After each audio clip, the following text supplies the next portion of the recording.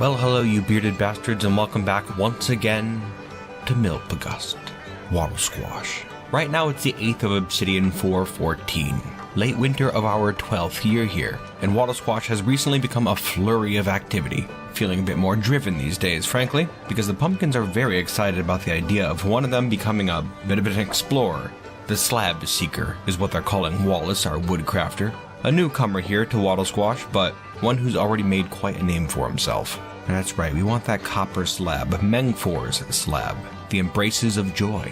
And so Wallace's job is to head out into the Autumn Kingdom, find the lair of this king pumpkin, and then report back to us with this slab. Now we're planning to have him head out early next year, so we don't really have that much time to get things prepared for him, but we're going to try our very best. Now, I suppose if we're going to be preparing supplies for the guy, we should have a look at Wallace's skills, shouldn't we? Well, it looks like he's a skilled gunman, but he's a bit rusty with that, of course. Other than that, though, not seeing a whole heck of a lot in here. He doesn't have the best way with words, that's for sure. Yeah, he's a woodcrafter and a gunman, and that's it. Okay, he's a gunman. Handy. So what I think we'll do is come over to the smith real quick and order up a couple bags of blunderbuss shot. And I was thinking, what better gun to use than Whiten's copper blunderbuss? Wallace is off on a holy quest, right? I'm sure Whiten would be more than pleased to let him use this thing, just as long as he returns it. I don't think Whiten would want to lose it permanently, that's for sure. He was a little reluctant to give up that blunderbuss at the start, but Whiten seems pretty taken with his steel musket. Yeah, he's really grown to like this thing. And actually, yeah, he's out right now trying to use it to take care of some wolves.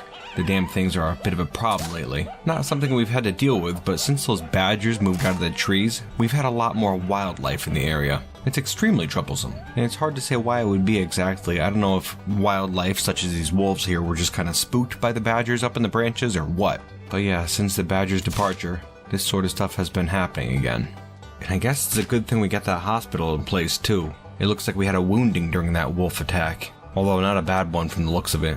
Hans just brought Glur into the hospital, and Glur walked right back out. Ooh, and up here there was an attack too, apparently. One of our new migrants was attacked by a wolf in their own house. Pince, the blacksmith. He was pretty severely wounded, but then he was able to get on top of the wolf and actually strangled it to death.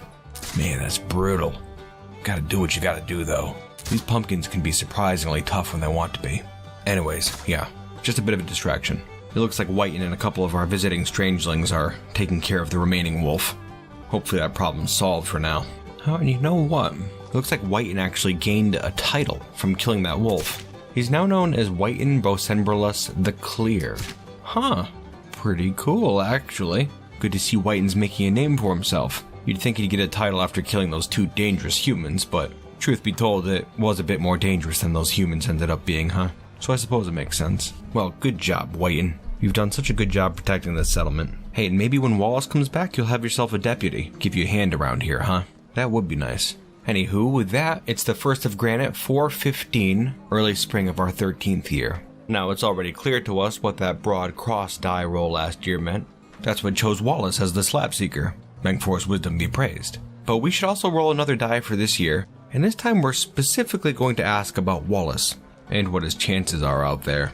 Oh my goodness, but hold up one second. It looks like we have some pretty bad news up here in the north. Some bogey snatchers were just discovered, running through town. There's a pair of them, and I'm not too sure what their goal is right now. They head into the middle of town, but then turn around. One of them ran into the barn, and the other into the pumpkin pen, sending the pumpkins scattering. Oh no, the pumpkin pen bogey's in a bit of trouble here. Did it die? It may have been killed, actually. Oh no, it was just murdered by a pack of pumpkins. Yeah, look at that, this poor bogey. Okay, well, that's handy.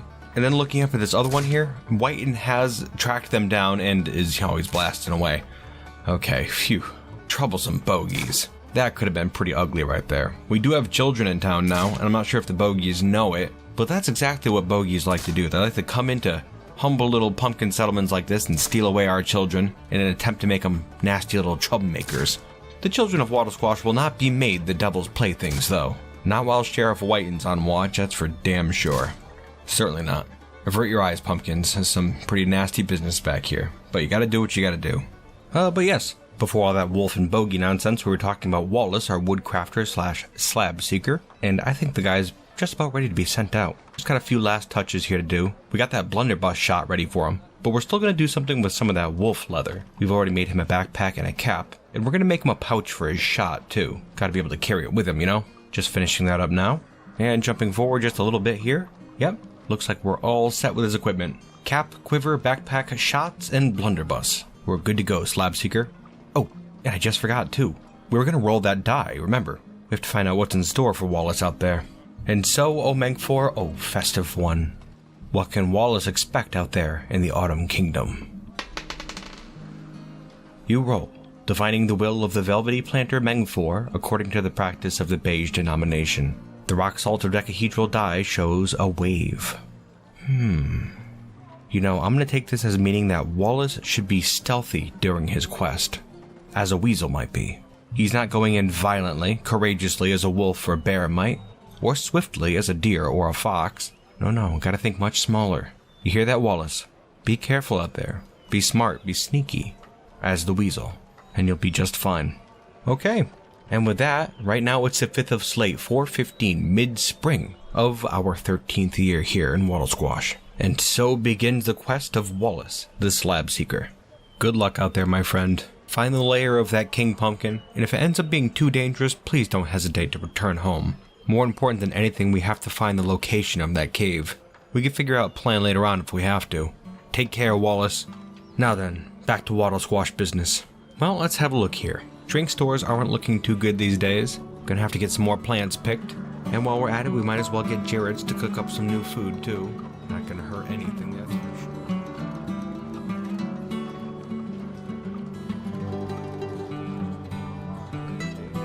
Making some drinks, getting some food. Well, really, it's been quite dull. Probably could have just skipped over that whole bit without it mattering much. Anyways, let's have a look at the date. Right now, it's the 17th of Fellsight, 415, late spring. So hardly any time has passed, really. And would you look at that? Coming in from the north, we have Wallace, the Slab Seeker. He has returned from his quest with backpack abulgin. That's gotta be good news, right? Well, now, my friend, were you successful? Please, tell us everything. We're more than eager to hear how your quest went. Well, it looks like Wallace set out on the 16th of Slate, shortly after we said he was leaving. It was a fine spring morning in the Autumn Kingdom, fair weather, no rain, cool but crisp, and he was eastward bound, headed for the fortress of Squeezed Yearling, the last known location of the Embraces of Joy, the place where it was stolen from. Quite a trek away, mind you. We don't know where that King Pumpkin's cave is, so that might just be the perfect place to start. The trail passed easily on the first day, but not swiftly, because Wallace decided, as per Mengfor's suggestion, to take things slowly and sneakily, and so as he made his way to the east, he did so very stealthily. Creeping through the underbrush on his belly at times even, Wallace resolved to slowly build up his skill during his travels. Of course, he was extremely unskilled at the practice, which got him into some pretty dire trouble before his first day was out, as the guy snuck right into a pack of wolves, one of which knocked his blunderbuss, the copper blunderbuss, straight out of his hands, but luckily he was able to turn back around and get the thing before going on. Now, he was injured in the attack, but not terribly, and just an hour's rest got him back up on his feet, and once again he hit the trail, eastward bound. About halfway through his first day, he stumbled upon an area that had been previously claimed by bogies. You could see they had built up some foul mounds over top what was once a peaceful Pumpkinhead village, but it looks like at some point they had just abandoned the place. They're such destructive people, those armies of R. But it was no matter. Much better to have it abandoned than occupied, that's for sure. Wallace continued on shortly afterwards. The following day, the weather had cooled down considerably and it had snowed overnight, making the traveling a tad bit more miserable than it was the previous day. But still, Wallace continued onward, creeping his way through snow drifts. He found that it actually helped to muffle the sound quite a bit. Of course, he was hoping it would melt before he reached the King Pumpkin's lair. The biting cold was rather unpleasant. As Wallace continued on, he started to realize how lucky the pumpkins of Waddlesquash were to not encounter many wolves during their time at the place. Because in the Autumn Kingdom, there were a great many wolves. Wolves that did not care for Pumpkinheads very much. But luckily, he was once again able to get away, somewhat unscathed. Any damage that was done by the jaws of the wolf was easily healed in a matter of hours. Pumpkinheads are surprisingly durable. Sometime afterwards, Wallace was approaching Squeeze Dealing, and after crossing a narrow brook, found fields of dead grass. Unnaturally dead grass, too. Gray and sick-looking. Unlike the usual golden-brown grass you would expect to see in the Autumn Kingdom. The sickly gray hillocks were an unsettling sight, but still he continued on, creeping his way across the plains. Towards the end of the day, Wallace finally sighted the high, ancient walls of Squeeze Dealing, a specter tomb, and he hoped he would finally get information as to the slab's whereabouts. But to no avail, for upon entering the fortress, he was ambushed. It seemed that the fortress was taken by enemies, a ragtag group of bogies, humans, and even some pumpkinheads. They began firing with bows and chasing with their weapons. Luckily, once again, Wallace was able to escape unharmed. Of course, this turn of events threw a wrench in the works. If he couldn't ask for information at Squeeze Dealing, what could he do? Unperturbed, Wallace continued on, exploring the Hill of Flickering for someone who might be able to give him some information. First, he stopped at a nearby monastery that was completely abandoned. No signs of life whatsoever were found. But then, sometime later, he stumbled into a village. A strange place, not a pumpkin village, but one inhabited by bogies and humans. He thought maybe they were enemies again, but it turned out they were just simple farmers, just trying to make their way in an occasionally hostile land. He asked around a bit and eventually was able to find some information. One of the bogies was able to point him directly to the creature's cave, the lair of the King Pumpkin, Briar Cloudfrog, master of the slab. Finally, Wallace had his heading, and so continued straight off. The king's lair, Clap Echo, was nearly a day's travel to the north, but luckily there were no sickly plains of dead grass or troublemaking minions of R in the way. The going was slow, of course, due to Wallace's sneaking, but without much trouble, aside from that caused by the ever-so-common wolves. The attacks were frequent, but at this point had become little more than an annoyance for Wallace. A quick rest was all he needed to get back to the trail, and before long, he was in the area that the bogey spoke of, and an ominous aura began to fall over the slab seeker, mostly due to the fact that the area surrounding the cave was surprisingly unremarkable, just like every other place in the Autumn Kingdom.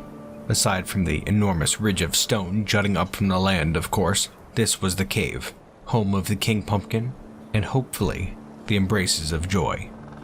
Creeping past a giant bat, Wallace entered the cave and began heading down, into darkness, in search of the slab. The path down was long and winding, filled with many nooks and crannies, any of which could be home to the ambushing gaze of a King Pumpkin.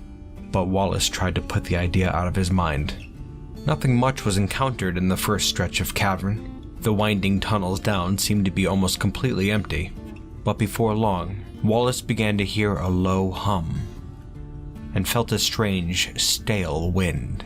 The tunnel before him opened up, and he stood now in a honeycombed chamber of caverns that stretched out in all directions. This must be the underground.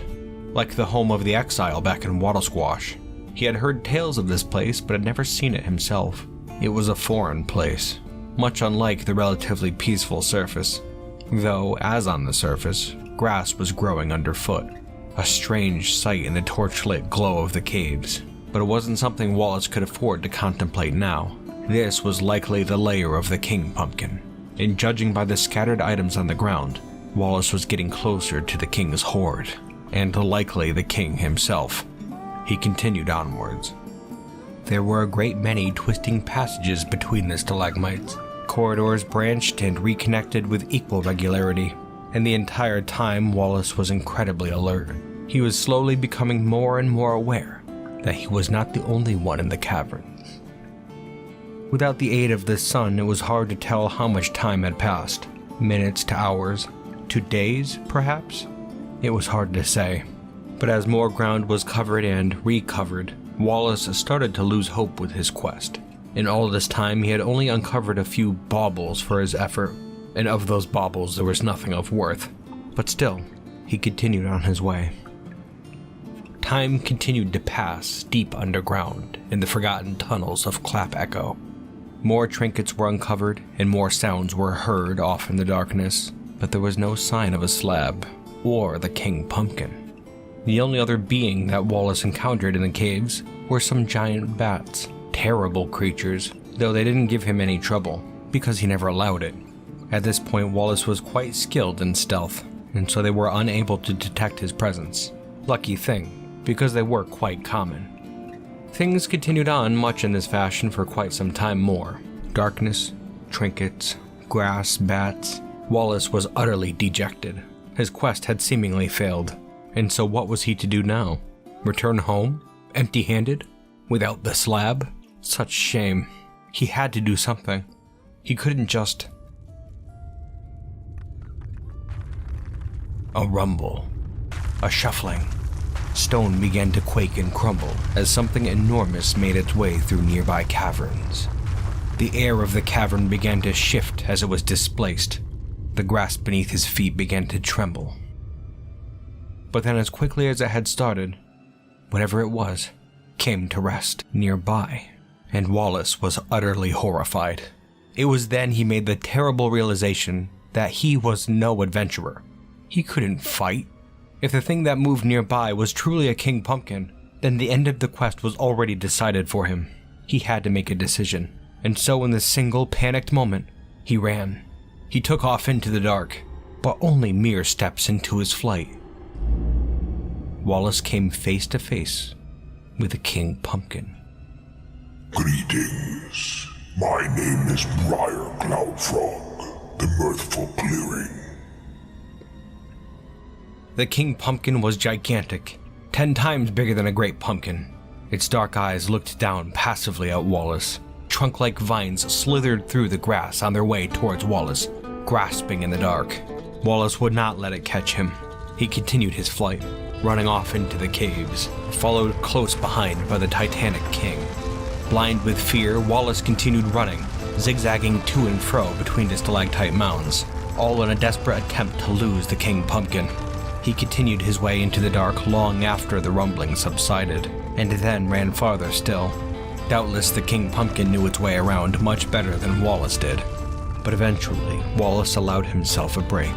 His breath came hard after the run, but as he stopped to listen, he realized the caves once again had grown quiet, and creeping despair began to replace his fear, for once again he began to realize his quest. But what was that?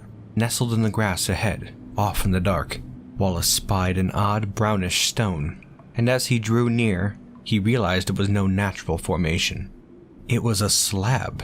He approached cautiously, bending forward with trembling hands. He grasped the slab, lifting it reverently. Devastation. Confusion. This slab was not Mengfor's slab. It was wrought of stone, not copper. He wondered what its story could be, and what value it might hold.